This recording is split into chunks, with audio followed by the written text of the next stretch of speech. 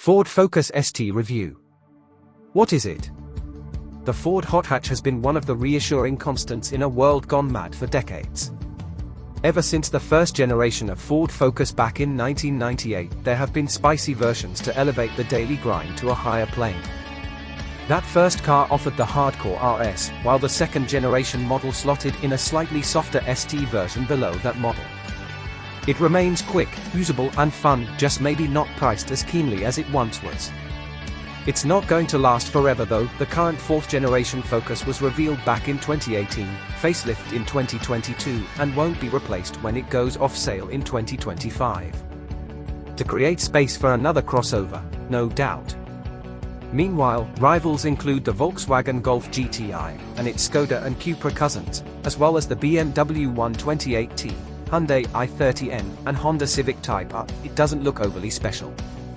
The ST is actually quite subtle, provided you avoid the mean green paint. The distinctive orange of previous generations is no longer an option. It's barely different from a regular 1.0-litre Focus ST line. The 19-inch wheels do help, and the lowered suspension too. But really the new Focus's panels are too billowy for the road-sucking stance and taut purposeful look we want in a hot hatch. But that disguises all of the bespoke engineering work that has gone into developing the ST. It doesn't feel like a spiced-up Focus, but something with a bit more steel. There's an electronically controlled limited slip difference, for instance, not merely brake control of a slipping wheel, though it has that too. Adaptive damping is standard.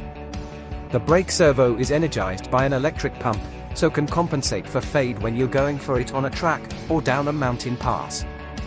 Suspension is of course lowered, -10mm, and stiffened. The steering is quicker too. What do I get to play with? The 2.3-litre turbo engine offers a meaty 276 brake horsepower and 310 pounds-feet of torque to lean on. You want the standard 6-speed manual gearbox, not the 7-speed auto option, which has to make do with a mere 306 pounds-feet of torque. And no sporty car these days can have any self-respect without a mode button, and here it's mounted on the steering wheel. Choices: slippery, normal, sport and track. It affects the usual stuff: throttle map, ESP threshold, sound enhancement. Add the performance or track packs and these unlock more damper bandwidth too. Because the difference is electrically controlled, you also get more lockup, and hence more torque steer, in the sport and track modes. The new servo also allows sharper brake response in the upper modes. What about the interior?